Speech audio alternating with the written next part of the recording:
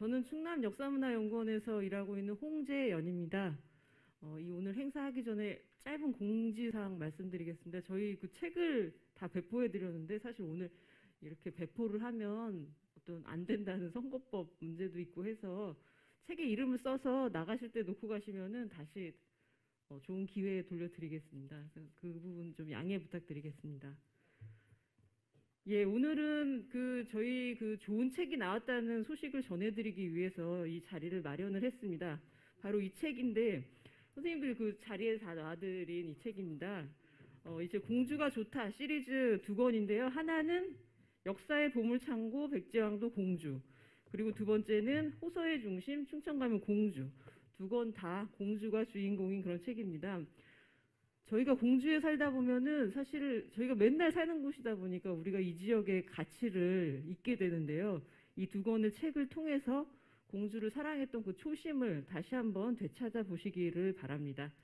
지금 막 발간된 지 얼마 안 되는 따끈따끈한 책이라서 사실 거의 이 책 보신 분이 없으실 거예요. 그래서 오늘 이 자리를 마련을 해서 행사가 끝나고 나면 여러분들이 꼭 이 책을 읽어보고 싶다라는 그런 욕구가 솟구치시리라고 생각이 됩니다. 자, 오늘은 이 공주가 좋다 발간 기념 북 콘서트 패널 3분을 소개하겠습니다.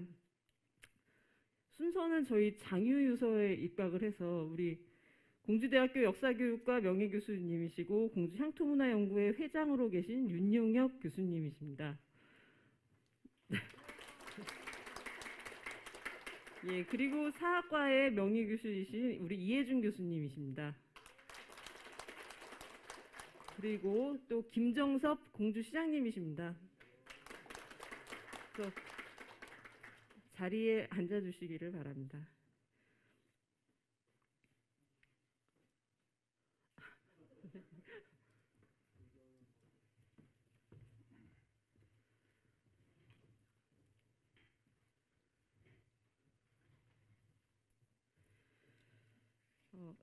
사실 이 책의 최초 기획자는 시장님이셨습니다. 그래서 시장님께서 먼저 이 책을 어떻게 생각을 하게 되셨는지 그런 이야기를 먼저 시작하면서 패널 교수님들의 이야기를 같이 들어보겠습니다.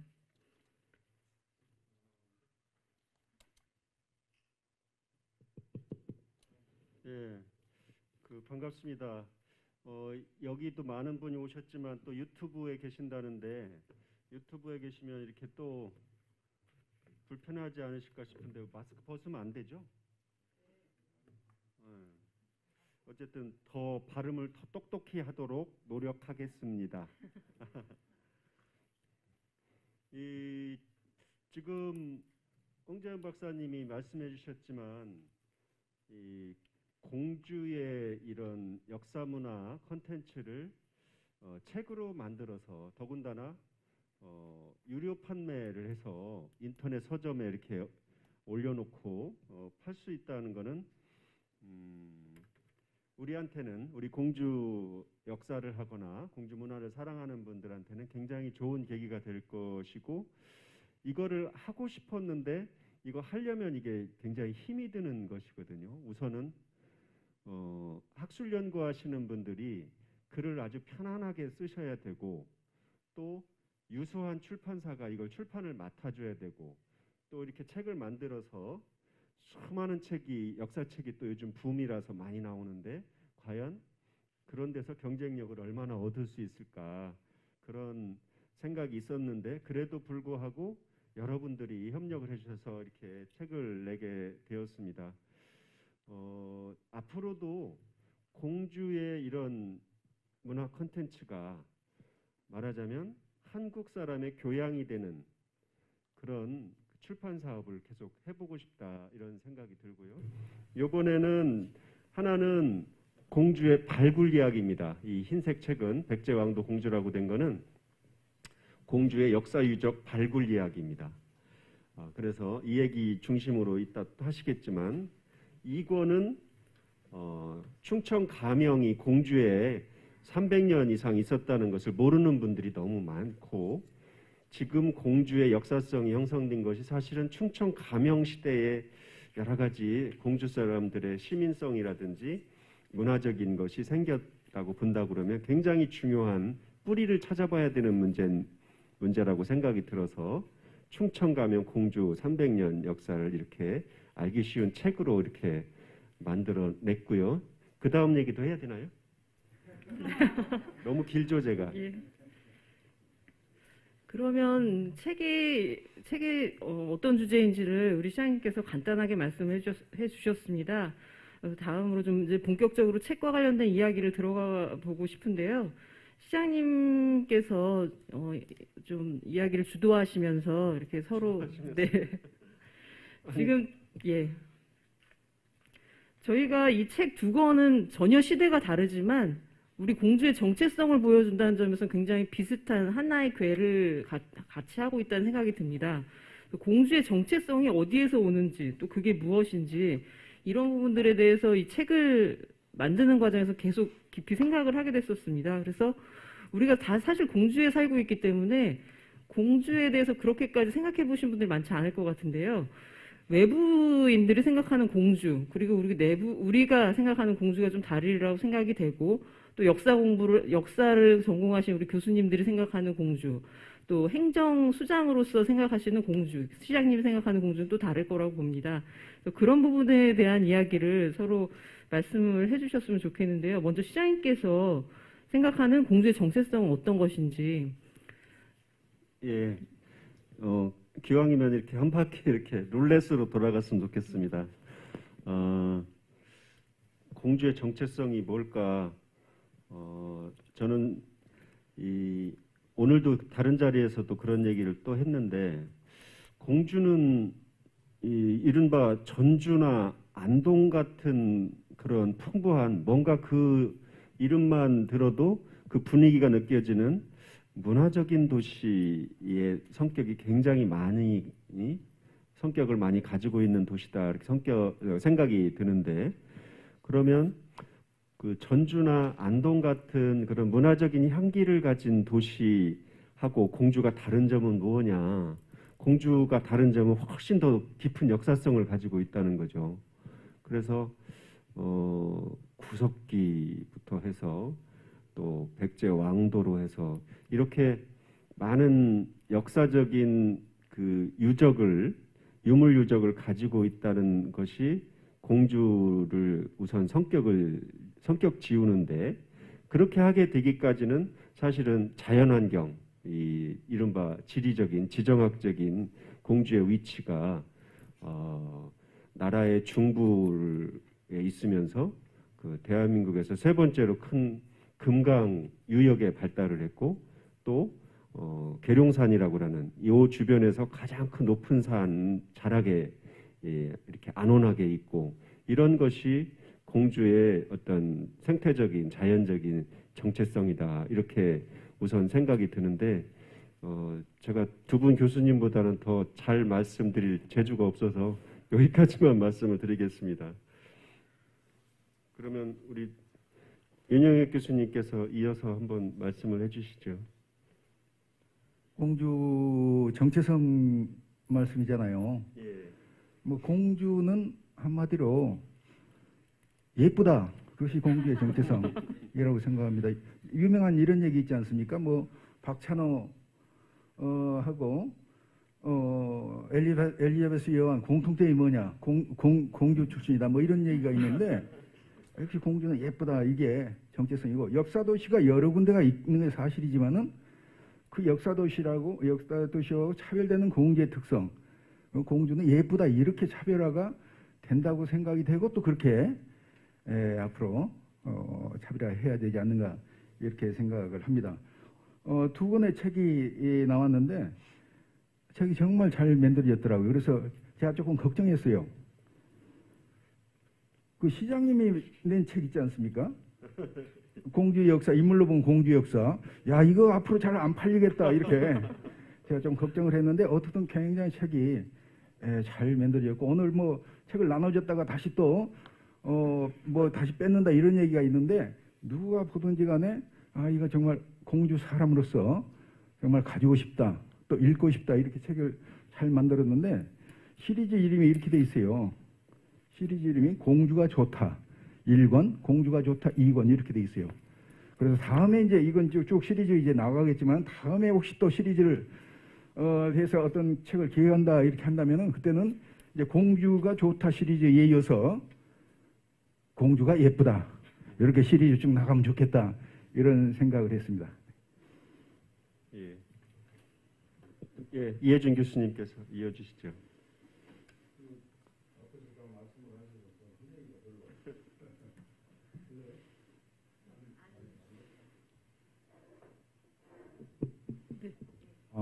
되죠? 다 말씀하시고 저도 비슷한 생각인데 이제 좀 농담을 하겠습니다. 사실은 저는 충청도의 역사 문화를 얘기할 때 계속 심장 같은 곳이다라는 강조를 좀 하고 싶어요. 이게 이제 공주대 교수니까 잘난 척하는 건데 우리 역사상에서 그런 게 있다라는 걸 말씀드리고 싶고 특히 이제 방금 앞에서 말씀하셨지만 계룡산과 금강이라고 하는 충청도의 젖줄이고 또 상징이 되는 그것을 다 아우르는 데가 공주여서 그런 게 다 포괄되어 있는 게 공주다. 그래서 자랑스럽다 이런 얘기를 하고 싶고 하나만 더 농담으로 제가 다른 지역에서 공주 답사로 오면 꼭 하는 얘기가 그건데 저는 무조건 답사를 저한테 설명해 달라고 그러면 1차 코스를 제가 정하는 걸로 해요. 내가 정하는 대로 따라올 거면 나한테 해설해 달라고 그러고 설명해 달라고 그러고 그렇게 협박을 한 다음에 제일 먼저 가는 데가 어딜 것 같아요? 무령왕릉 공산성 어디 갈 것 같아요? 무령왕릉 공산성 가면 제가 이렇게 얘기 안 해요. 저는 고만하러를 갑니다. 니들 알았냐? 이 88 올림픽이 아주 제일 기분 나쁜 거예요. 저는 왜 호돌이를 갖고 옵니까? 우리가 곰의 자손인데 우리 단군 신화에 우리는 곰의 자손이잖아요. 근데 곰 신앙이 제일 많은 데가 공주예요. 그래서 나는 그 생각을 하면서 이게 오랜 전통이 다 딴 데는 다 없어졌지만 남아있는 곳이다 이런 생각을 하면서 그게 바로 역사와 전통이다. 그래서 오늘 이 자리에 토론이나 이렇게 오신 분들이 문화예술 하는 분들이 있고 다른 분이 있으면 딴 얘기를 하겠지만 윤생이나 저는 역사 문화 하는 사람이 또 역사만 강조한다고 하시겠는데 그래도 하여튼 그게 제일 중요한 것 같아요. 이게 말씀을 한 바퀴 더 돌아가는 게 좋겠어요. 그죠? 지금 좀 전에 윤 교수님 말씀하신 중에 짠 건 아닙니다만 제 책 얘기가 나왔어요. 제가 인물로 본 공주 역사 이야기란 책을 한 것은 그 여러분들 느끼실 겁니다. 지금 1권 백제왕도 공주는 사람 이야기가 나올 틈이 별로 없습니다. 왜냐하면 예전 1500년 전, 1400년 전 발굴 이야기가 많이 있기 때문에 거기에 물론 사람의 흔적이 많이 있지만 어느 인물 특정해서 나오는 것은 그렇게 무령왕이나 이런 분 외에는 많지 않은데 그런데 이 충청 가면 공주 여기에는 사람의 이야기가 많이 나오죠. 어떤 인물이 관찰사로 왔을 때 어떤 일이 일어났다 이렇게. 그래서 유적과 유물도 있지만 수많은 인물들이 태어나서 우리 공주의 역사성, 정체성을 또 형성한 것이 우리 공주 정체성을 논할 때 또 말할 수 있지 않을까 그런 생각이 좀 들거든요.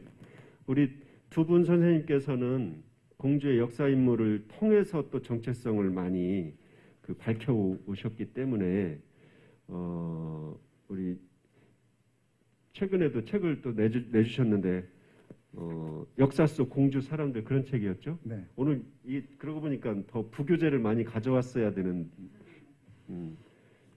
그래서 앞으로도 역사 인물과 유적을 같이 보면서 정체성을 찾아 나가야 될 것 같아요. 네. 저기 그 시장님은 책이 많이 팔리셨지만은 저희들 책은 저기 그 사는 사람이 없어요. 그래가지고 저도 그 책을 출판했다는 걸 잊어먹고 있었는데 시장님 오늘 말씀하셔서 생각이 났습니다. 네. 어떻든 이런 기회를 통해 가지고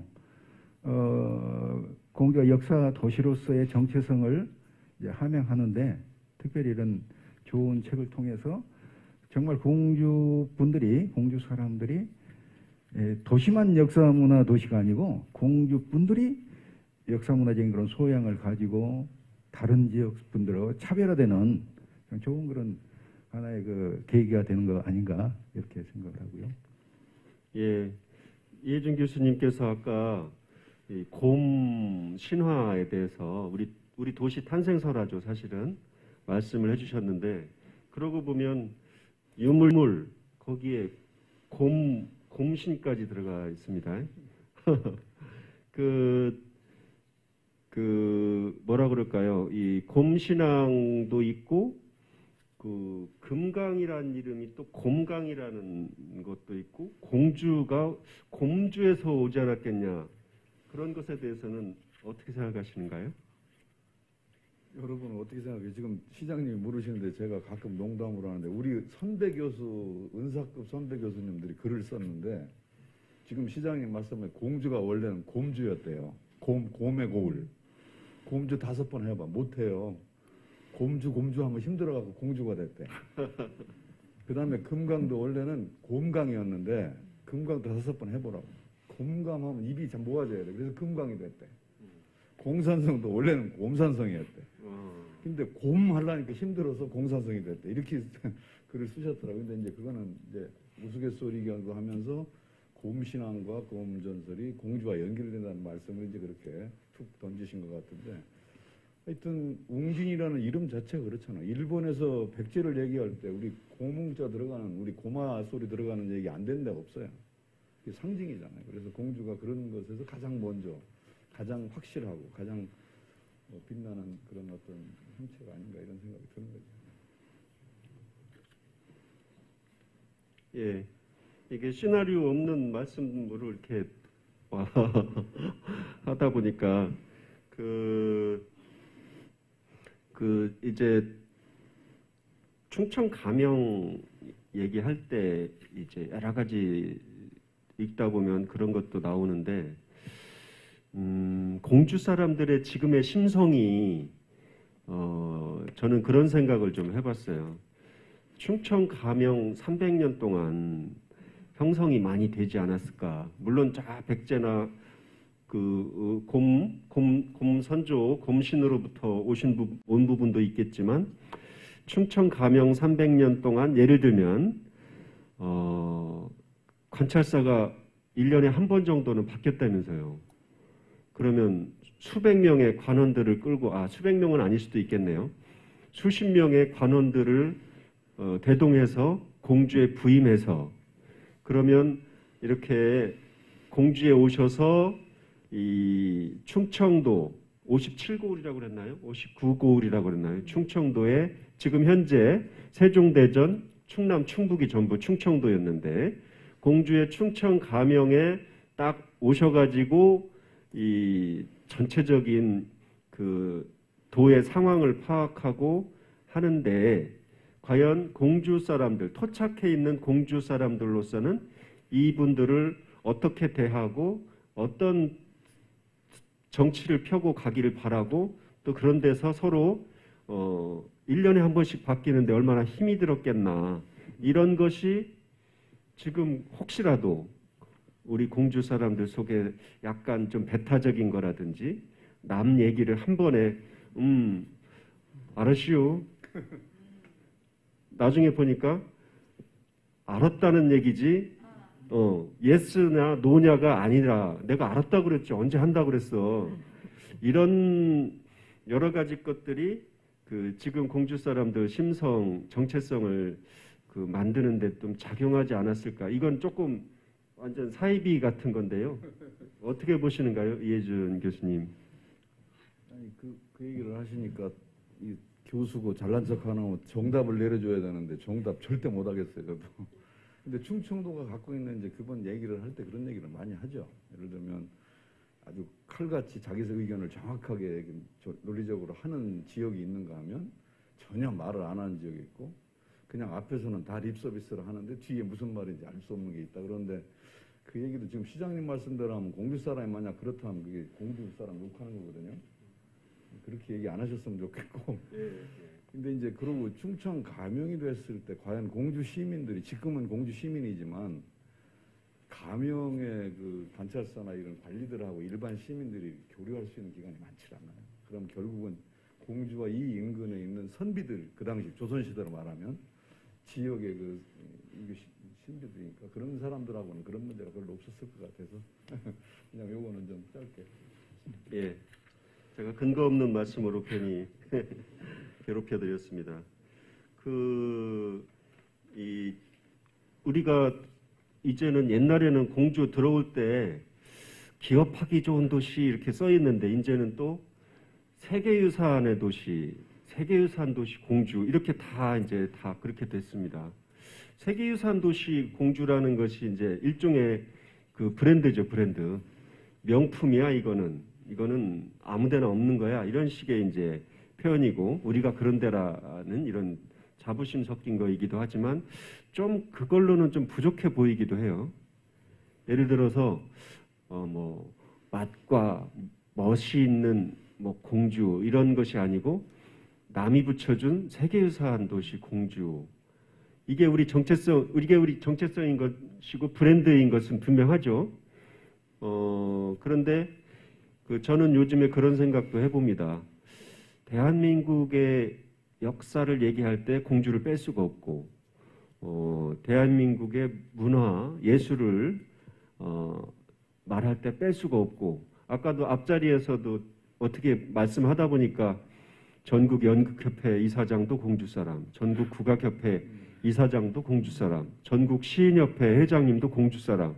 이래서 우리가 무시 못할 문화적인 향기를 가지고 있어서 우리 정체성은 공주의 정체성은 이미 역사적으로는 뭐 왕도였으니까 뭐 말할 것도 없고 대한민국에 4개밖에 없는 고도 중에 하나니까 말할 것도 없고 어떤 문화의 중심, 문화의 발신지, 집산지 이런 성격도 있다 이런 생각이 드는데 사실 이런 것은 우리 좀 이따 자세히 얘기 나누겠습니다만 무령왕릉에 부장돼 있는 수많은 뭐라 그래야죠? 공예품이라고 그럴까요? 유물과 여러 가지 것들 통해서 굉장히 유독 막 이렇게 턱 튀어나온 것처럼 무령왕릉에 우리 수도가 공주였을 때, 웅진이었을 때의 여러 가지 문화적인 것이 다 집산돼 있지 않습니까? 공주를 그런 문화의 어떤 집산지, 발신지 이런 걸로 좀 볼 수 있을까요? 정체성을. 교수님 답변해 주십시오. 뭐 당연히 이 백제 문화의 중심 그리고 이 백제 문화 가운데 특별히 센터 핵심이 되는 건 결국 무령왕릉이지 않습니까? 세계유산 뭐 지정됐다고 그러지만은 뭐 부에서는 막 우리는 4개나 되는데 공주는 2개밖에 안 된다. 뭐 이런 얘기를 하는 사람들이 있더라고요. 근데 무령왕릉이 없었으면은 이 백제가 세계유산 등록됐겠는가? 그래서 그런 걸 생각을 하면은 사실은 백제라는 세계유산도 공주가 중심이 되는 건데 요즘에 이제 시장님이 세계유산 가지고 좀 부족한 것 같다 이렇게 말씀하셔서 세계유산이 부족하면 그럼 4개 유산을 좀 만들어야 되겠다. 지금 공주가 말이죠. 공산성, 무령왕릉, 그 다음에 또 마곡사 이렇게 3개 유산이 있잖아요. 그래서 3개 유산인데 수천리 고분군 뭐 이런 지금 얘기가 있지 않습니까? 그러니까 수천리 고분군 이것도 좀 적극적으로 백제 세계유산에 좀 포함될 수 있도록 이런 것도 좀 노력을 하고 어떻든 이 지금 공주가 가지고 있는 자원들을 적극적으로 좀 활용하는 그런 방안들을 계속해서 시에서 좀 추진할 필요가 있겠다. 또 시민들도 거기에 대해서 공감을 하면서 좀 같이 협력을 하는 그런 영역들이 굉장히 많지 않은가 이렇게 생각을 합니다. 예, 세계유산이 아주 발음에 유사성이 있어서 좋은데 우리 혹시 초등학생들이 잘못 배우지 않겠습니까? 예, 앞에 이제 정체성에 대해서 말씀을 나눠봤는데 이제 1권 얘기를 앞으로 한 20분 정도 얘기를 해봤으면 좋겠습니다. 1권은 발굴 이야기입니다. 공주의 아주 전국적으로 세계적으로 유명한 발굴 이야기가 다 모여 있습니다. 그 중에서도 제일 빛나는 것이 이제 올해가 50주년이 되는 무령왕릉 발굴 이야기죠. 이 무령왕릉 발굴 이야기를 어떻게 시작하는 게 좋을까요? 이 유적의 의미부터 하는 게 좋을까요? 아니면 이 도굴에서 지켰던 얘기를 해야 될까요? 윤 교수님, 제일 먼저 저기 어떻게 말씀을? 예. 금년에는요 무령왕릉 얘기는 엄청 많이 하게 될 것 같아요. 그리고 전에도 많이 했어요. 무령왕릉 얘기는 전에도 많이 했고 그러니까 뭐 무령왕릉 얘기는 뭐 또 오늘 또 뭐 잠깐 뭐 나오긴 나오겠지만은 근데 이제 책에 보면은 무령왕릉 얘기만 나온 게 아니고 홍산성 얘기도 나와 있는데 특별히 이 책에 어떤 것이 나와 발굴과 관련해서 어떤 것이 나와 있느냐면은 지금까지 공주에서 잘 알려져 있지 않은 유적, 잘 모르는 유적, 그러면서도 상당히 중요하고 재미있는 유적 이게 같이 포함되어 있어요. 저는 그래서 뭐 이걸 좀 시민들이 같이 생각하는 그런 기회가 됐으면 좋겠다. 여기 보면은 공주 장선 유적, 또 수천 유적, 뭐 이런 것들 나와 있지 않습니까? 그런데 저는 특별히 여러 공주의 유적 가운데 장선리 유적이 굉장히 재미있는 유적이고 또 학술적으로 상당히 중요하다 이런 생각을 개인적으로 가지고 있거든요. 장선리 유적 조사할 때 2001년인가 그렇게 됐는데 그거 유적 조사할 때에 제가 충남발전연구원에 파견돼 가지고 그때 이제 조사 단장을 해가지고 처음으로 뭡니까 발굴 허가를 맡아가지고 처음에 그 한 조사한 유적이거든. 그때 굉장히 그 뭐가 많았어요. 저기 발굴을 못하게 하는 여러 가지 제약적이 많았는데 이 유적이 조사가 돼가지고 굉장히 중요한 유적으로 부각이 되면서 충남 역사 발전연구원에 있는 그 문화재 관련 팀이 이제 인정을 받게 되고 그래서 그것이 토대가 돼가지고 그 다음에 이제 수천 유적도 이제 발굴을 하고 또 충남 역사문화연구원으로 이제 그게 확대가 되지 않았습니까? 그래서 그런 면에서도 개인적인 그런 관계가 있습니다만은 그래서 이 장선리 유적 되게 이제 그 어디 있는지 잘 모르고 가보신 분들이 거의 없고 그러는데 또 수천 유적도 앞으로 저기 그 많이 개발할 부분들이 많이 있는데 여기에 빠진 것이 하나 있더라고요. 꼭 들어갔으면 좋겠는데 빠진 게 하나 있더라고요. 단지리에 있는 단지리 고분권 그게 빠져 있더라고요. 그 단지리 고분권 그것도 얘기가 굉장히 많고 중요하고 공주분들이 알아야 되는데 빠져 있더라고요. 그래서 제가 속으로 생각했어요. 시장님이 단지리라서 일부러 뺐나 이런 생각이 좀 들었어요. 어떻든 그래서 이런 것들을 앞으로 좀 잘 개발을 해서 새로운 공개 콘텐츠로 만들 수 있는 거 아닌가 이런 생각을 했습니다. 저희 고향 단지리 뺐으니 이거 다시 물러야 되겠네요. 장선리 유적이 어디 있는지 아시나요? 탄천면에 있고요. 그 탄천 휴게소를 만들려고 발굴을 하다가 발굴하셨어요. 그래서 지금도 탄천 휴게소에서 바로 옆에 가면 볼 수 있습니다. 다만 아쉬운 것은 이런 지식이 없이 갔을 때는 수천리도 마찬가지입니다만 이렇게 땅 좋다 이런 정도 느낌이고 여기가 그 유적인가 이 정도 그리고 해설판 정도라서 풍부한 지식을 가지고 가시면 좋겠다는 말씀을 드리고요. 우리 이혜준 교수님 뭐 발굴 이야기 가지고 다른 말씀 이어주시면 좋겠습니다. 지금 공통점이 지금 두 교수님께서 충남에는 충남발전연구원이라는 도립 정책연구기관이 있고 거기에 역사문화연구부고 지금 현재로는 충남역사문화연구원으로 이렇게 재단법인으로 독립해 있는데 다 거기에 이렇게 원장을 하셨던 이혜준 교수는 그 다음에 수천지 발굴했잖아요. 그 다음에 그러니까 그거 하고 그 다음에 수천지 발굴하고 그렇게 했죠. 수천리 발굴 말씀을 그러면 좀 부탁드릴까요? 아니요, 수천이 그때 제가 소장이어가지고 책임자긴 했었는데 하여튼 그건 발굴한 어디가 이훈 선생 어디 갔어? 어디 갔어요? 지금 갔구나. 거기가 이훈 선생이 그때 했었는데. 근데 지금 이제 사실은 모든 얘기를 다 할 수는 없는데 사실은 이제 결국 키워드가 되는 게 이제 무령왕릉 얘기가 돼서 그때 발굴한 얘기를 하면 이제 여기 오신 분들 중에 아시는 분도 있겠지만 그 저기 윤영욱 교수님하고 저하고 누가 선배 같아요? 물론 얘기할 필요 없지 내가. 머리가 허연 사람이 선배인데 피부를 보면 제가 더 훨씬 더 저희가 동기예요. 70학번. 그런데 무료망릉이 71년도에 발굴되지 않았어요? 그래서 사실 저희가 그냥 굉장히 좋은 인연을 가진, 저희가 원해서 저희가 잘나서가 아니라 그냥 어떻게 하다 보니까 무료망릉 발굴될 때 그때 있었는데, 지금 윤영욱 교수가 더 많이 관여되어 있을까요? 제가 더 많이 관여됐을까요? 무료망릉 발굴하는 과정에. 그래, 이해준 교수가 저기가 많지, 인연이 많지. 솔직히 얘기하면요. 솔직히 얘기하면 저 아니었으면 윤영욱 교수는 거기 가지도 못했어요. 아니, 우스갯소리 같지만 이제 그게 뭐냐면 저는 그분을 발굴하고 문화재를 발굴하는 선생님의 이제 제자인데 제가 실측 학생이었었어요. 실측하는 학생. 근데 윤영욱 선생님 그림 하나도 못 그립니다. 그러니까 선생님이 데리고 다니질 않아요. 저만 데리고 다녔어요.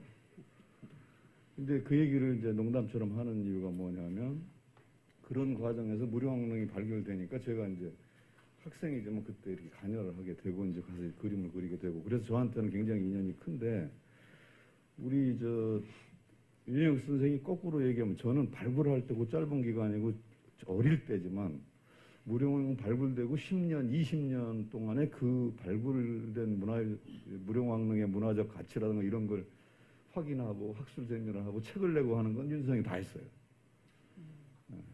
공주대 교수를 했으니까 저는 그때 타대학에 가 있었고, 그래서 사실은 인연이 우리가 같은 그런 게 있다는 걸 말씀드리고, 처음 최근에 혹시 오신 분들이 공주분들이 많으니까 공주문화원에서 나온 책자를, 공주문화라는 책을 좀 한번 보시면 어떠십니까? 이번에 앞에 특집으로 무료망릉 발굴 50주년을 썼어요.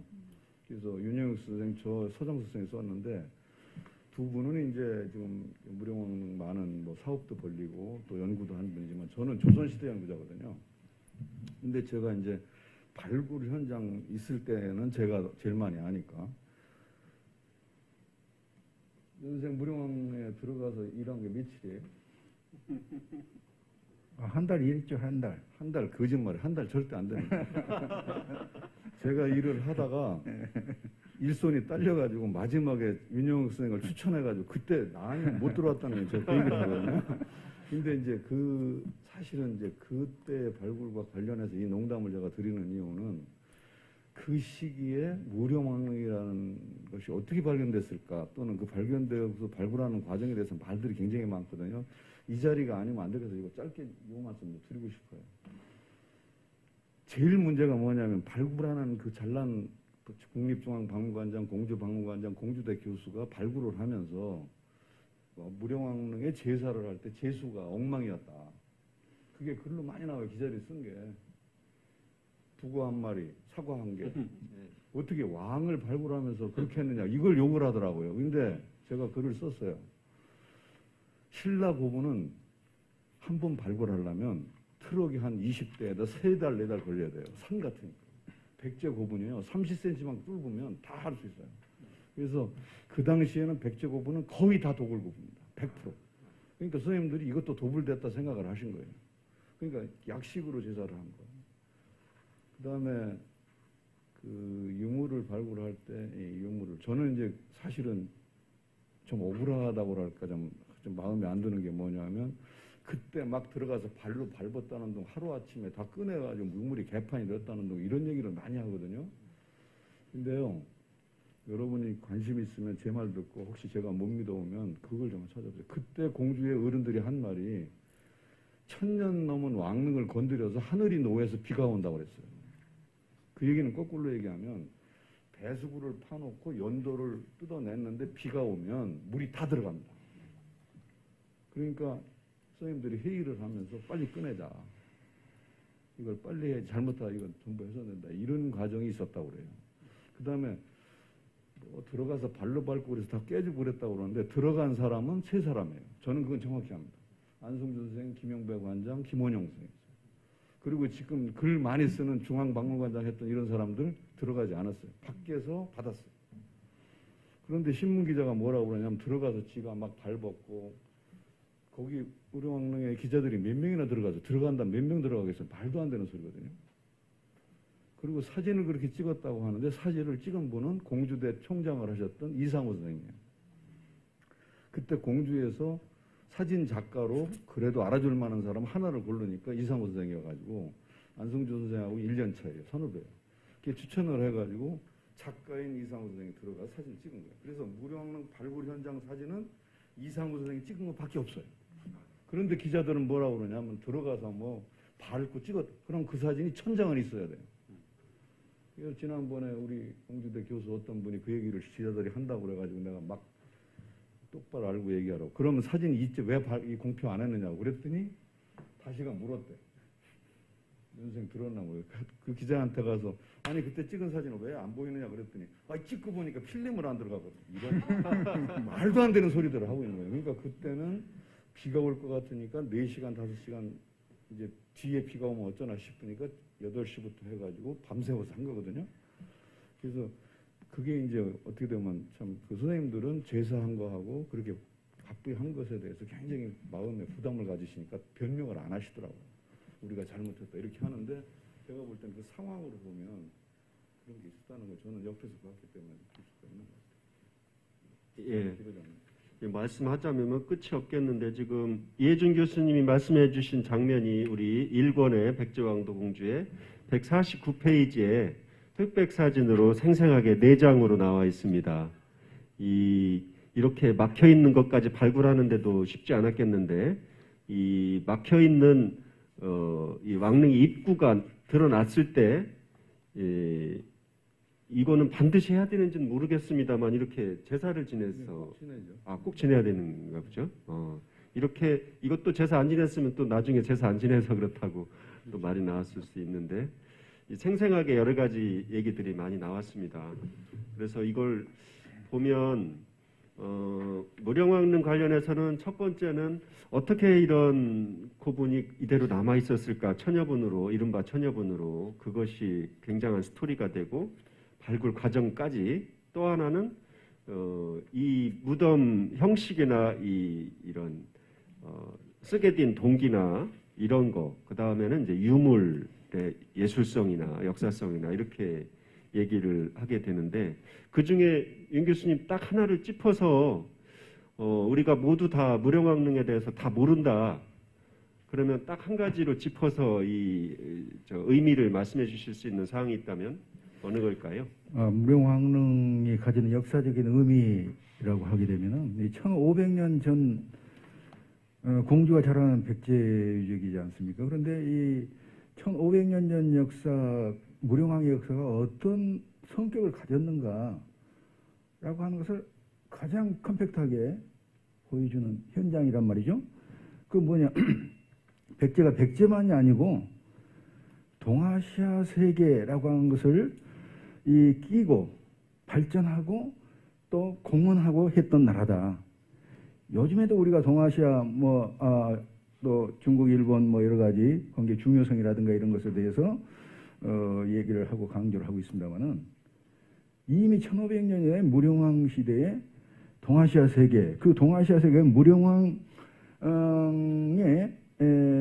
이 세계관 속에 들어가 있었고 그런 현장을 왕릉이라고 아주 작은 공간 안에서 그걸 그대로 다 보여주고 있지 않습니까? 그래서 중국의 자료, 또 일본 자료 이렇게 해가지고 백제를 중심으로 해서 그래서 백제가 어떤 나라인가라고 하는 걸 아주 잘 보여주는 그런 건데 너무 길게 말씀을 제가 드렸네요. 네. 아닙니다. 시간도 어느 정도 또 때워야 되기 때문에 저는 좀 전에 이해준 교수님이 두 분 이렇게 말씀 오고 가는 거 보니까 이해준 교수님께서 더 깊이 관여하신 것 같아서 좀 발칙한 질문을 좀 드려보고 싶어요. 어차피 책에 있는 건 나중에 읽어보면 되니까. 석장리 유적 발굴이 조금 앞섰어요. 따지고 보니까. 근데 어떤 점 때문에 이 구석기 유적 발굴과 이 왕릉 유적 발굴은 좀 다른 점이 많이 있겠죠.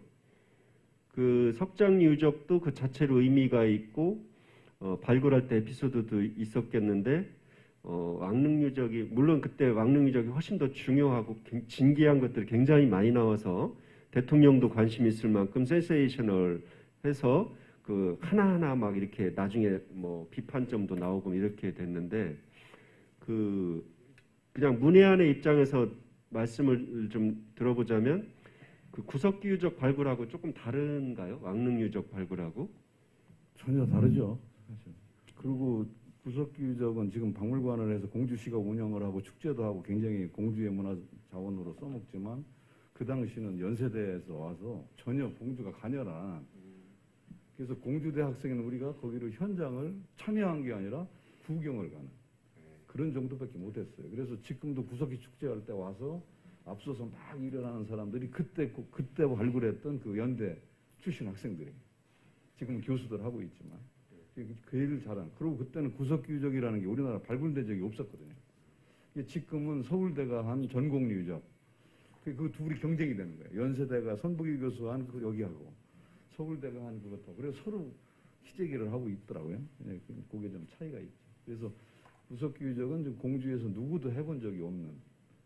저는 기억나는 게 연수생 기억나나 모르지만 신부님 한 분이 외국에서 온 신부님이 그 프랑스 신부님인데 돌을 말이죠.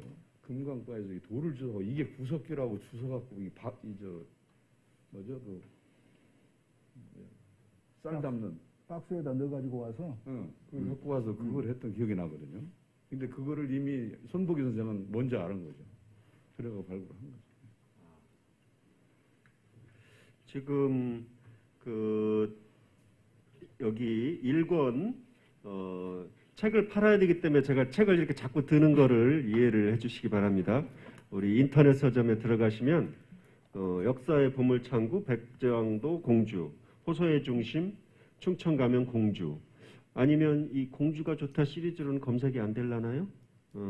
어쨌든 이 검색을 하면 그 뉴욕에서도 살 수 있고요. 저기 아프리카에서도 우리 인터넷 서점 통해서 살 수 있습니다. 이 1권의 백제왕도 공주 웅진백제 발굴 이야기에 보면 지금 말씀들 두 분께서 실감나게 해주셨는데 석장리 발굴해서 국사교과서가 바뀌고 그죠? 무령왕릉 발굴해서 국사교과서가 바뀌고 이렇게 아주 우리로서는 이런 걸 뭐라 그럴까요? 그런 역사의 현장에 살고 있는 거죠, 사실은. 그런데 지금도 발굴이 되고 있는 현장들이 있습니다. 이 중에는 대통사 정체성을 찾기 위한 발굴이 끊임없이 되고 있고 이 책의 마지막 부분에 있습니다. 그리고 무령왕릉과 그 주변에 6개의 왕릉이 있고 또 고분군이 작은 것들이 많이 있어서 거기를 지금 우리 국립부여문화재연구소하고 충남역사문화연구원하고 같이 발굴 작업을 지금 하고 있습니다. 이른바 우리가 경부자은이라고 그러죠. 가루베지온이라는 분이 일제시대에 발굴한 결과가 있고 보고서도 많이 있는데 거기를 다시 발굴을 지금 나라에서 본격적으로 하는 이유는 어떤 것인가요? 지금 이제 말씀하신 것은 송산리 고분군을 지금 이제 조사를 다시 하고 있는데 식민시대 때 조사를 이렇게 단편적으로 많이 했었죠. 그래서 송산리 6호분 바로 옆에 무덤이 29호분이거든요.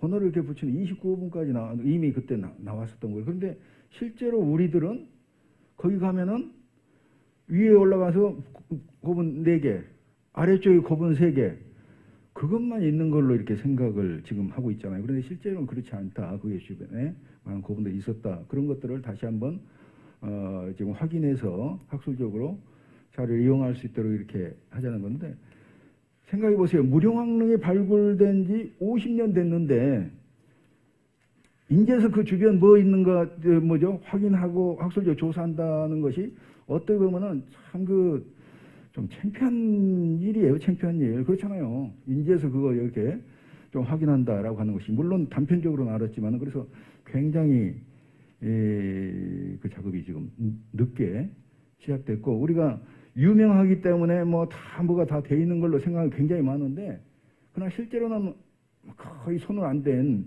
그런 것이 의외로 많기 때문에 그런 부분에 대해서 좀 우리가 세밀하게 좀 체크를 해야 되고 또 전문가들도 그런 부분에 대한 얘기도 많이 해야 되고 시에서도 그런 부분에 대해서 좀 관심을 기울일 필요가 있다 이렇게 생각을 하고요. 오늘은 책에 대한 부분이기 때문에 저도 한 말씀 드리고 싶은데 이 책이 굉장히 잘 만들어졌어요. 아주 잘 만들어졌는데 아직 안 읽어보셨으니까 이제 잘 모르시겠지만은 제가 미리 읽어봤거든요. 굉장히 전문적이면서도 읽기 쉽게 잘 만들어졌고 또 이 책의 장점은 사진이 참 좋은 사진들이 많이 들어갔어요. 그래서 책을 읽기가 좀 거북하면은 사진을 쭉 보시면 돼요. 그러면은 이게 책 그 내용을 다 알 수 있어요. 또 그래서 저는 충남 역사문화연구원에서 책을 만들었는데 나는 속으로 그렇게 생각했어요. 충남 역사문화연구원에서 그동안 일은 많이 했지만은 또 책도 많이 내기는 했지만은 이런 책을 어떻게 기획을 해서 이런 좋은 책을 냈을까 했더니 오늘 얘기 들으니까 시장님이 기획을 했다고 이렇게 얘기를 하네요. 네. 오늘 사실 진짜 부교재가 많았어야 되는데 이 책을 내게 된 때의 비하인드 스토리가 또 있습니다. 저도 충남역사문화연구원에 잠깐 근무했었는데 그때 이런 식으로 책을 2권을 냈습니다. 유수한 출판사에서. 그것이 하나가 한권 백제라는 백제 역사 소개서이고 또 하나는 이야기 충남, 삶이 있는 이야기 충남이라고 충남의 역사문화 유적과 컨텐츠를 굉장히 조금 거의 한 400페이지 되는 책으로 이렇게 해서 내서 지금도 인터넷 서점에서 살 수 있습니다.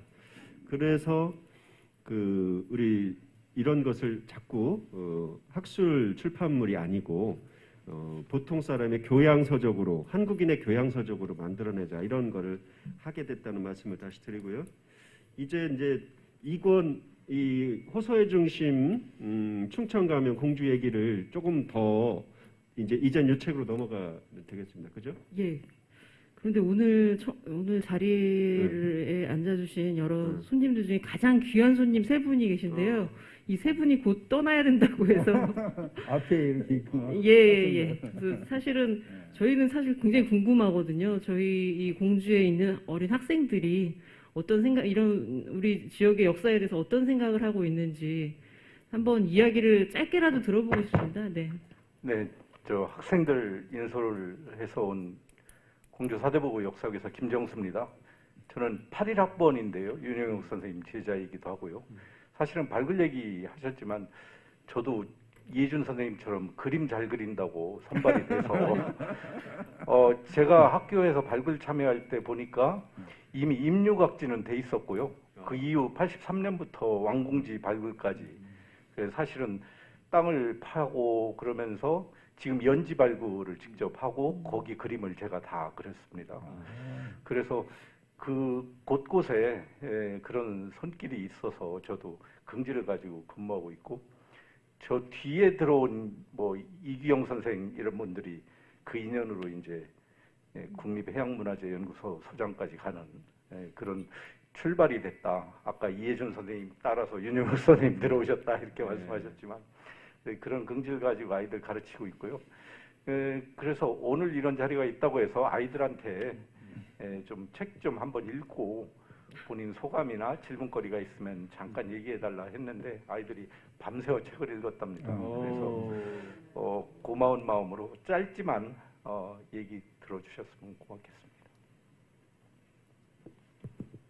예, 순서대로 말씀해 주십시오. 자연스럽게 말씀해 주십시오. 네, 저는 공주에 살고 있고 이 책을 읽으면서 진짜 공주에는 많은 역사 유적지가 있는데 그 중에 뭐 아까 말씀하신 것처럼 장선리 유적이나 수촌리 유적 같이 공주 사람들도 잘 모르는 유적들이 많다는 거를 알게 됐고 이런 유적들을 더 홍보하고 해서 더 많은 관광객들이나 뭐 그런 분들이 오셨으면 좋겠다고 생각했습니다. 물어보실 건 없고요. 네, 책이 너무 잘 써 있어가지고 그 답사 같은 거 가고 싶죠? 실제로 가보고 싶지 않으세요? 네, 실제로 가보고 싶어요. 예. 그 다음 말씀. 안녕하세요. 저는 공주사대부구 65기 박영재라고 합니다. 저는 지금 뭐 어릴 때부터도 그렇고 수원에 살고 있지만 제가 가장 사랑하는 도시는 공주입니다. 초등학생 때 우연히 공주 속정리 박물관에 이제 이모 집에 방문했다가 우연히 들르게 되는데 그때 기억이 가족 모두가 좋게 기억하고 있어서 그 이후로 가족여행을 공주를 자주 오게 되었습니다. 어린 저도 뭐 공주에 대해서 별로 아는 것도 없고 연고도 없었지만 공주 뭐 특유의 따스한 분위기 그런 기억이 남아 있었던 것 같아요. 그리고 한때 꿈이 고고학자이기도 했던 만큼 저는 역사를 좋아했는데요. 그 공주에는 매번 갈 때마다 새로운 유적지도 있고 또 갈 수 있는 박물관도 많아서 어린 저에게는 정말 좋았던 것 같습니다. 그런 의미에서 이 책은 저한테 정말 취향 저격 같은 책입니다. 여기 백제왕도 공주라는 책은 여러 가지 옛날 공주의 유적지나 유물들을 사진과 함께 보여주면서 뭐 그 비하인드 스토리나 발굴 과정 같은 걸 보여주고 있었는데요. 어릴 때 그 작은 기억, 뭐 즐겁게 박물관에서 보기만 했던 유적들을 직접 이렇게 사진을 보면서 내용을 읽으니까 좀 추억도 새록새록 떠오르면서 정말 즐거운 경험이었던 것 같습니다. 그리고 충청 가면과 관련된 책은 제가 공주의 뭐 유적지들을 보는 걸 좋아하긴 했어도 진짜로 그 공주가 어떤 도시고 어떤 위상을 가지고 있었는지는 잘 알지 못했는데 여기 뭐 남쪽에서 서울로 가는 길목이고 뭐 호서 지방의 중심 그리고 임진왜란 이후에는 충청 가면까지 들어섰을 정도로 이렇게 멋진 도시였다는 것을 또 새삼 깨닫게 되었습니다. 감사합니다. 감사합니다. 그 다음 말씀해 주시죠. 안녕하세요. 저는 사대부고 다니고 있는 오승민이라고요. 저는 그 책을 읽으면서 우선 아까 저는 무령왕릉 쪽에서 가장 큰 인상을 받았거든요. 근데 저는 책을 읽으면서 그 무령왕릉을 하루 만에 이렇게 발굴을 했다는 거 보고 좀 화가 나는 그런 기분이었어요. 근데 아까 이혜준 교수님이 말씀하신 걸 듣고 이런 사정 같은 게 있었구나. 근데 그 책을 보면은 이런 오해 같은 게 있는 것 같거든요. 그럼 혹시 그 질문을 하나 하고 싶은데 이 책을 통해서 이런 오해 같은 거를 풀어보실 생각은 없으신 건가요? 아주 솔직한 지적인 것 같은데 그 당시에 예를 들면 그 무령왕릉에서 유물이 이렇게 나고 발굴을 하려면 아마 2달 이상 걸려야 될 거래요. 그럴 경우에 이제 훼손이 되거나 그것 때문에 그렇게 한 건데 이제 그거를 그 하루 이틀 해버린 걸로 가서 그냥 칼질을 해버리면 욕을 먹게 되는데 그런 게 있고 솔직히 얘기하면 벽돌 저는 4달 무령왕에서 그 유물 다 꺼낸 학생 때 저는 들어가지도 못하죠. 유물 다 꺼낸 뒤에 제가 한 일은 얘기 기기하면 안 되잖아. 이 나무 뿌리 제가 뽑았어요. 제가 키가 1m 80이거든요. 선생님이 키 큰 네가 해라 그래서 의자 놓고 제가 다 뽑았어요. 그러면 그것만 해도 저는 영광이에요. 그리고 밑에는 한 이 정도 두께로 1500년이 되니까 나무 뿌리하고 이게 흙하고 다 눌려져고 이렇게 있어요. 그러면 제가 선생님이 시킨 게 뭐냐면 이구나 혜준아 네가 해라 그래가지고 함지박에다 물을 넣고 이걸 잘 데칼로 끓여가지고 이렇게 채질을 했어요. 이렇게 나누면 나무 뿌리가 나오고 이렇게 하면 번쩍하면 금이고 둥글둥글하면 구슬이고 그 작업을 제가 했어요. 근데 그거는 언제냐면 발굴을 하루에 했다고 그랬잖아요. 그리고 나서 일주일 뒤에서부터 해가지고 한 열흘 동안 다 작업을 했어요. 닦아내는 것까지. 그 당시에 우리 이찬희 선생님 계시지만 나는 보존과학이라는 게 참 문제. 그 당시에 벽돌 색깔은 청록색이었어요. 물기가 쫙 있고 청록색이에요. 지금은 잿빛이에요. 잿빛. 나는 거꾸로 보면 그게 다 사라졌다고 생각하는데 그래서 그런 것들을 전부 했는데 지금 지적한 대로 문제점이 있다는 건 뭐 당연한 거죠.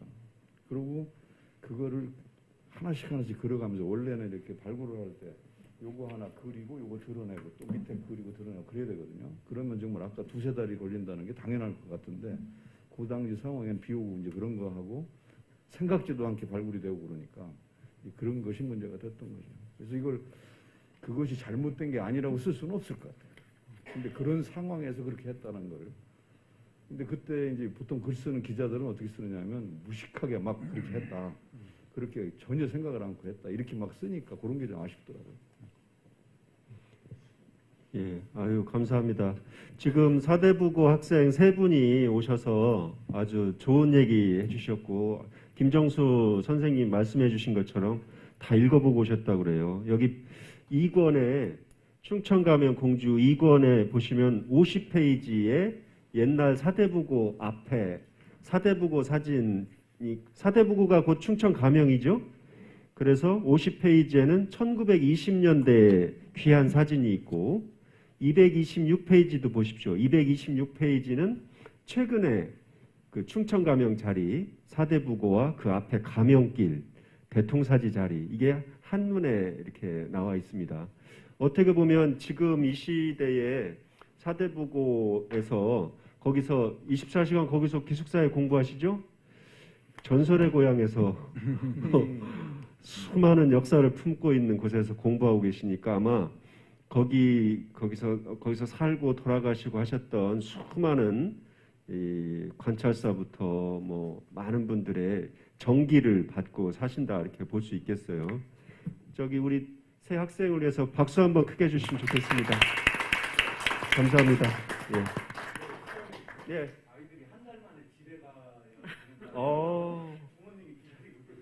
그러시군요. 수원으로 가세요? 우리도 수원 좋아합니다. 화성. 세계유산이잖아요. 예, 감사합니다. 예. 그러면 지금 호소의 중심 충청가면 공주 관련해서 조금 더 말씀을 나누는 게 좋겠어요. 순서상 제일 궁금한 게 가명을 공주에 왜 설치를 이렇게 하게 되었을까? 그 부분을 좀 한번 말씀해 주시면. 제가 강연이나 또는 강의할 때 이제 잘난 척을 할 때 써먹는 건데 가명의 대표가 요즘 같으면 도지사가 이름을 감사라고 하잖아요. 충청감사. 근데 다른 이름이 있어요. 관찰사. 충청감사, 충청관찰사, 충청순찰사, 충청안찰사. 근데 여러분 눈빛을 보니까 거의 뭐 관심이 없는 것 같은데 그 감사, 순찰사, 안찰사, 관찰사를 한자로 생각해 보세요. 감사, 돌아다니며 감사하는 거예요. 관찰사, 가면서 감사, 관찰하는 거예요. 안찰사, 여기저기 다니며 순찰하는 거예요. 이게 원래 감사가 공주에 오기 전에는 한 군데 있지 않고 계속 돌아다녔어요. 50개가 넘는 시군을 다니면서 다 하는. 그래서 감사의 임무가 뭐냐면 지금 요즘 같이 하면 시장한테 미안하지만 내가 감사라면 공주시장 87점, 세종시장 28점, 논산시장 48점 이 점수 매기러 다니는 거예요. 그 다음에 흉년이 들거나 무슨 그런 게 있으면 그걸 해주는. 그래서 관찰, 안찰, 순찰, 감사인데 그렇게 하다 보니까 감사의 어떤 뭐라 그럴까 이 통솔력이라든가 이게 떨어지는 거예요. 그래서 임진왜란 때 그걸 겪게 됐어요. 그래서 안 되겠다 싶어서 1602년에 임진왜란 뒤에 가명은 이제 전국의 가명을 한 군데다 놓고 거기서 중심을 하게 하자. 그래가지고 그걸 이제 한자로 하면 머물 유자 유형체제라고 하는 거죠. 가명을 한 군데 두는 거죠. 그전에는 돌아다녔거든요. 그러니까 지금 잘못하는 게 뭐냐면 공주 충청 가명을 설명할 때 글 쓰는 사람들이 이 학자들이 다 똑같더라고요. 청주서 왔네, 충주서 왔네 그 얘기를 하고 있어요. 그러면 충청 가명이 원래는 충주에 있다는 얘기가 되거든요. 말이 안 되는 얘기예요. 가명은 돌아다닌단 말이에요.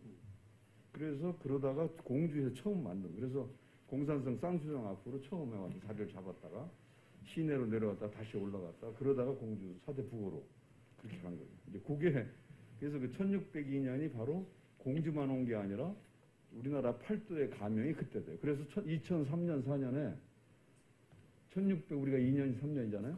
2002년 3년 4년에 가명 옮긴 400주년 개무식을 경상도도 하고 강원도도 하고 다 했어요. 전라도도. 우리도. 예. 그 옛날 관찰사가 지금 이해준 교수님 말씀에 따르면 공주시장 목을 왔다 갔다 이렇게 할 수 있었다 그러는데 요즘 평가한다 그러면 요즘 학생들도 교수님 평가하죠? 그 관찰사들 보면 관찰 이렇게 해서 점수 매기는 게 굉장히 중요한 역할, 기본 역할이었기 때문에 어떤 분은 요 역사서에 보면 호되게 매겨서 실제로 목을 뗐다는 표현은 좀 그런 파직시키는 거예요. 파직시킬 수 있도록 이렇게 왕 임금에게 건의하고 또 어떤 분은 굉장히 기간도 짧고 이렇게 좀 다양한 것 같더라고요. 관찰사 임명제도에 대해서 조금 설명을 좀 해주시면. 그거 너무 어려운 얘기 아니에요? 그 눈빛이 별로 관심이 없을 것 같은데. 근데 이 관찰사가 보통 임기가 군수 만약에 조선시대 군수 현감 현령 임기가 몇 년이었을 것 같아요? 정해진 임기가 2년, 3년, 1년. 지금 전혀 모르시죠? 근데 보면은 300년 동안에 현감이 3년 임기면 100명이어야 되잖아요. 근데 6개월 만에 간 사람이 있고 3개월 만에 간 사람이 있고 3년 한 사람이 있고요. 구임이라는 게 뭐냐 하면 딴 사람에 비해서 오래도록 공주시장을 했다. 그게 구임이에요. 그게 구임 현감이 있고 짧게 간 사람이 있고 있다가 한 달 만에 뭐 파직당한 사람이 있고 이렇게 다 다르거든요. 그래서 그 기간은 정해져 있지만 그대로는 안 되는 것 같아요. 그리고 이제 대개의 경우는 이게 좀 저는 역사를 공부해서 그런데 관찰사로 온 사람이 잘 나가는 사람이에요. 그래서 승진 기회가 무지 많습니다. 그리고 나라에서 일 터지면 바로 불러 올라가요. 그래서 6개월 만에 가고 뭐 3개월 만에 가고 1년 만에 가고 막 그런 게 많죠. 예. 그 전에 그런 말씀하신 것이 떠올라서 말씀을 드려봤습니다. 만약에 우리가 관찰사가 300년 이상 가명에 부임을 공주로 부임하셨으면 300명이 넘으신데 정확한 숫자는 잘 모르죠. 200명 하여튼 예.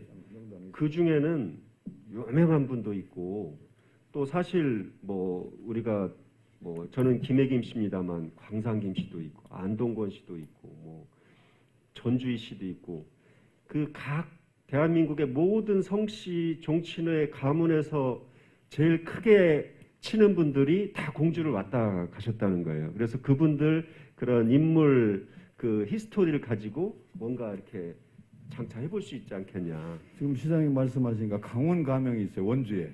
거기서 축제를 하는데 지금 말씀하신 강원 감사한 집안에서 기대 들고 와서 거기 행차를 해요. 그러면 버스 한 대를 꼭 와. 그럼 감사가 지금 그때 지금 말씀하신 대로 강원 감사가 150명, 200명인데 다는 안 올 거 아니에요. 그중에 30명 감사의 후손만 와도 강원 가면 축제는 보글보글. 다 거기다 이름을 붙여줘. 강원은 그렇게 하더라고요. 우리는 뭐를 했었냐면 시장님 기억나나 모르지만 충남역사문화연구원에서 그 전에 할 때 충청 가명 유물 특별전을 했죠. 그 후손들이 갖고 있는 교지라든가 유물을 갖고 와서 그 전시한 적이 있죠. 사실은 그게 우리 역사박물 같은 데서 하면 괜찮을 것 같아요. 예.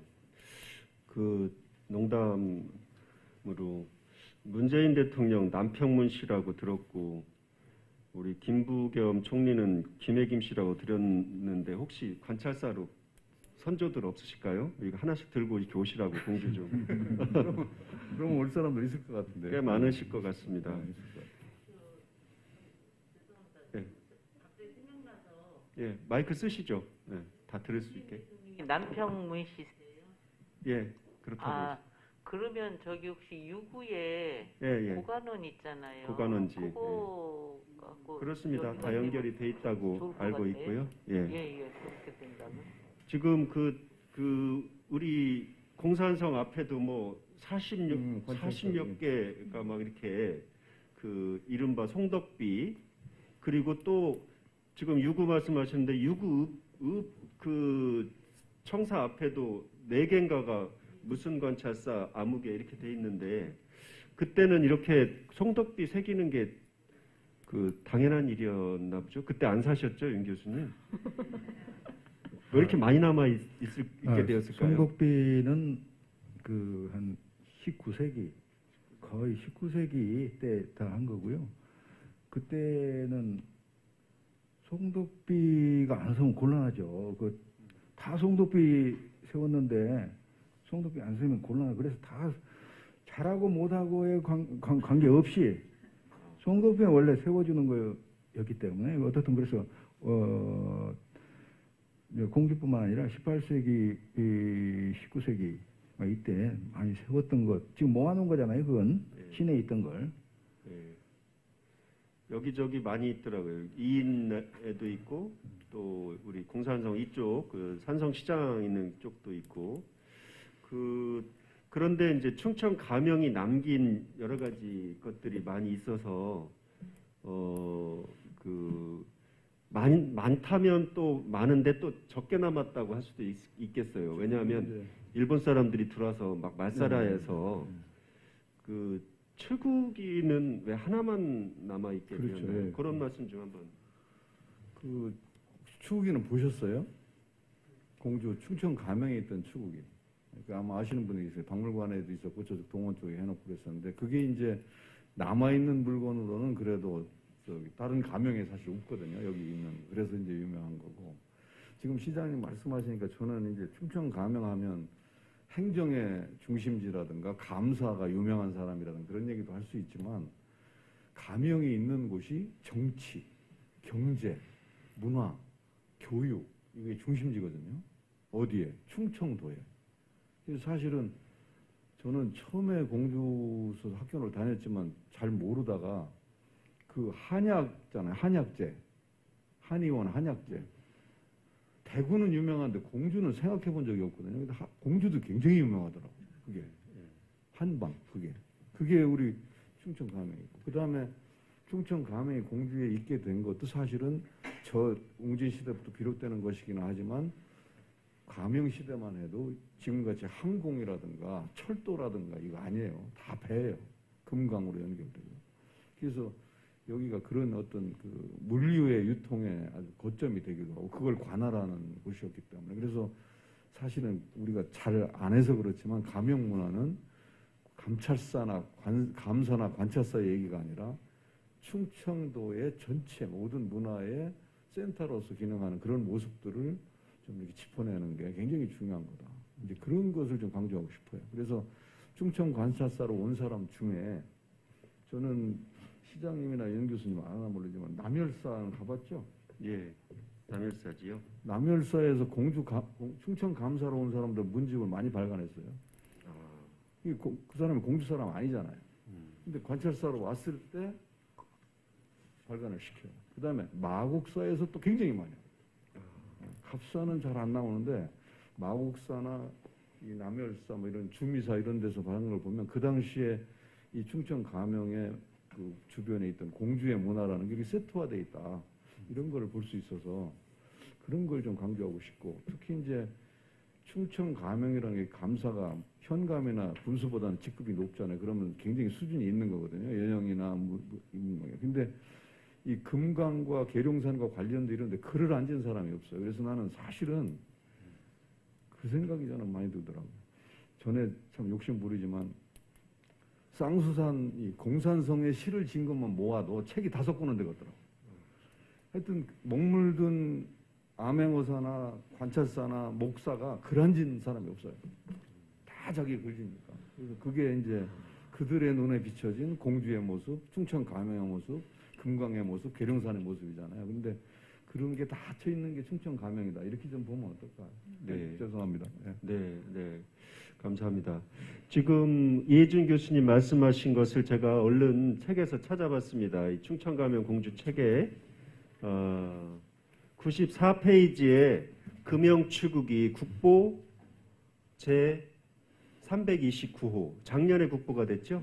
그 전에 보물이었다가 보물이었던 이유는 이 수많지는 않았겠네요. 가명마다 치국기가 있었는데 이거를 아마도 바로 일제시대가 시작됐기 때문에 일본 사람들이 마음대로 가져가서 소장하고 있거나 녹여서 총알 만드는 데 썼거나 너무 비극적인 얘기죠.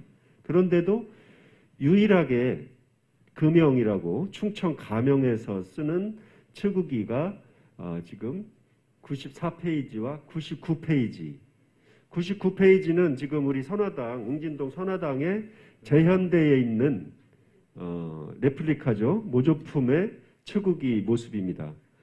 그래서 충청 가명이 시대가 좀 그렇게 멀지 않다고 그래서 국보가 없는 게 아니에요.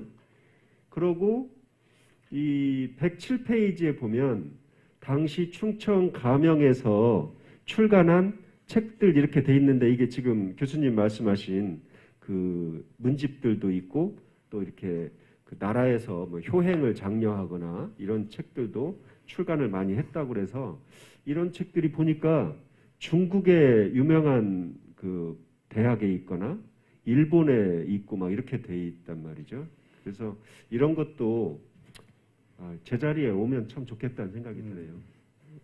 이런 어떻게 제자리에 오는 게 이게 쉬운 얘기는 아닙니다만 요즘 문화재 환수 관련해서도 우리 윤여익 교수님께서 많이 자문도 해주시고 계시는데 충청 가명의 문화재라는 생각은 잘 못 해봤어요. 더 오래되고 진귀한 것들이 많기 때문에. 그런데 충청 가명에서 그러니까 비교적 시대가 가까운 때에 여러 가지 유물이나 예술품들도 좀 그런 관점으로 타지에 있는 문화재 이런 관점으로 좀 볼 수도 있겠죠. 네. 이 저기 오늘 두 책 가운데서 말이죠. 두 책 가운데서 공통의 현장이 한 군데가 있어요. 이 두 책 가운데 두 책에 나와 있는 내용의 공통적인 현장.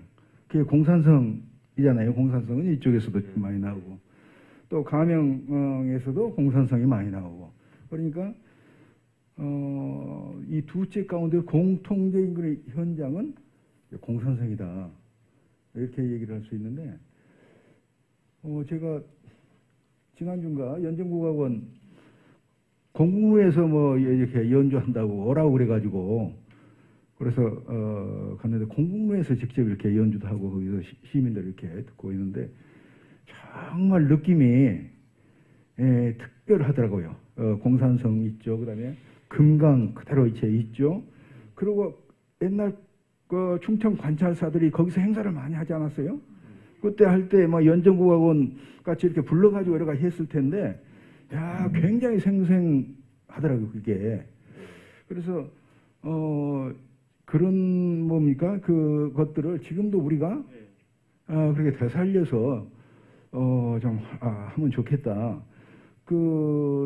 그냥 연정국악원 국악 연주를 다른 분들은 들었겠지만은 이 지식을 이 책을 읽고 가면은 이 책을 읽고 가게 되면은 이 가명은 그때 충청 가명실 때 거기서 관찰사 같이 이렇게 우리가 거기서 참여할 수 있는 거잖아요. 그래서 정말 이 책이 가지고 있는 어떤 그런 가치들을 잘 활용하면 좋겠다 이런 생각도 들고 또 공산성은 저기 그 세계유산 백제 뭐 여러 군데 유적이 등록돼 있지만은 다 백제 유적이에요. 그런데 공산성만 백제 시대부터 근대까지 유일하게 그래서 사람들은 이게 뭐 도대체 맨 조선 백제 유적이 왜 조선시대 유적이 이렇게 많냐 이렇게 얘기를 하는데 사실은 백제만이 아니고 1500년 동안 계속 이게 중요한 장소로 공간으로 사용됐다는 것 자체가 특별한 의미가 있는 거 아니에요. 그래서 그런 것들을 우리가 같이 좀 얘기를 하고 공산적인 가치를 갖다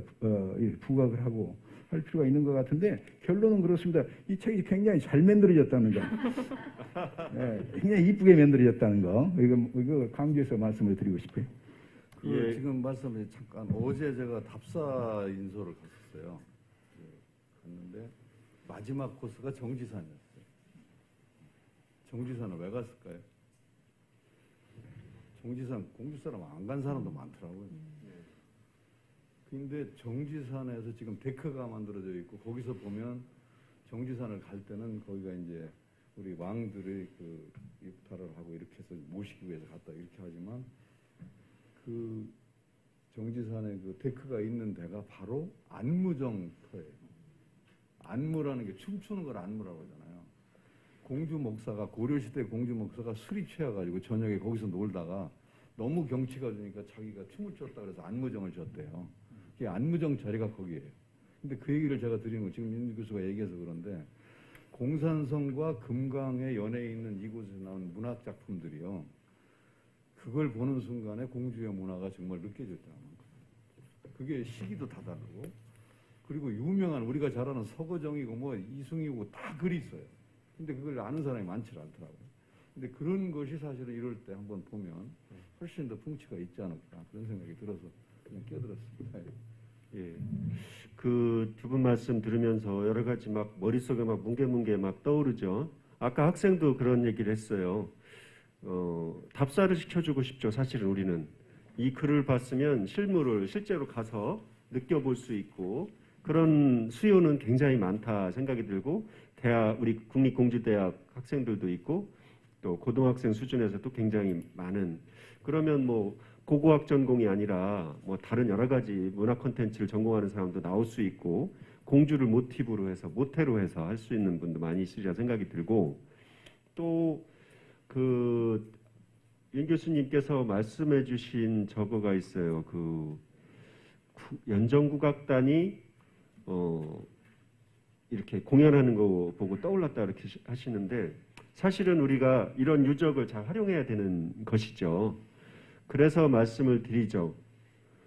내일 충청가명 앞에서는 오후 1시부터 6시까지 그 가명길을 통제해서 아트 프리마켓을 합니다.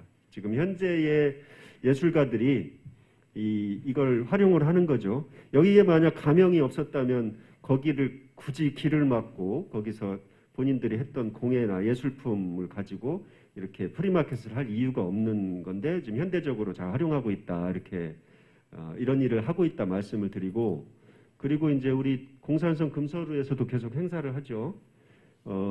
우리 문화재안전연구소에서 매주 토요일 날 6시 반부터 9시 반까지 그 금서루 일원에서 답사하고 강연하고 공연하고 이렇게 해서 아주 수준 높은 표현을 하면 뭐라고 그럴까요? 고성음악회? 고성 콘서트 고성음악회 하니까 큰 소리로 이렇게 해야 됩니다. 같은데. 고성 특강, 명품 강의 이런 것을 해서 활용을 하면서 그런 계기에 관광객도 이런 책과도 연결을 시켜서 우리 공주 역사성을 더 깊이 알 수 있게 되지 않을까 그런 생각이 됩니다. 이제 혹시 이렇게 교수님들께 질문하실 거 있으면 하시고 마치면 되겠는데. 예, 시간이 많이 흘렀는데요. 혹시 앉아 계신 분들 중에 궁금한 점이 있으시면 사실 다 아직 책을 안 읽어보셔가지고 오늘 이야기만 듣다 보니까 그러실 수 있을 것 같습니다. 아마 돌아가시면 꼭 책을 한번 읽어보실 것 같은데요.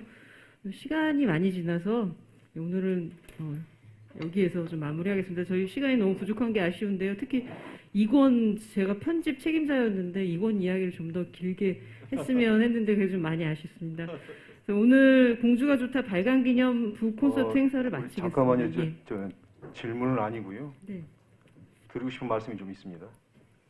우리 공주학 연구원에서도 실제 이 공주 양서 출판을 작년에 2권을 했고 또 그때 이 북 콘서트를 진행을 했었습니다. 그리고 금년도에도 또 2권의 양서를 지금 하려고 공모 중입니다. 근데 벌써 그걸 다 아시고 또 여기저기에서 이런 걸 했으면 좋겠다 이런 아이디어를 좀 주셨어요. 그래서 금년도에 2권인데 내년도까지 이미 예약이 됐습니다. 그런 정도로 굉장히 큰 호응을 받고 있습니다. 특히 책을 이쁘게 만들어줘서 고맙고요. 한 가지 조금 첨언하고 싶은 게 있습니다. 여기 지금 금영 추구기가 국보가 될 당시에 조사를 제가 했었습니다.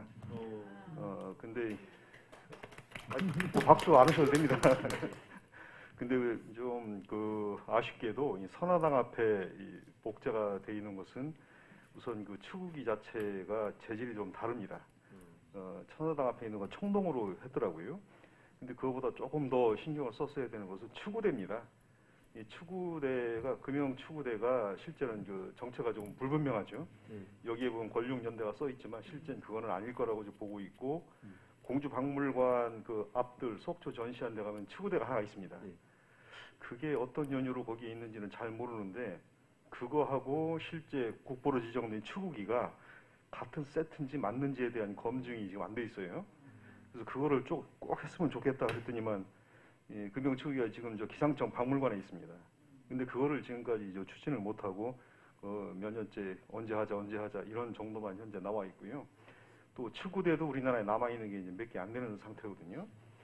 이런 거 논의도 좀 필요할 것 같고 또 저 재밌는 거 하나 좀 알려드리려고요.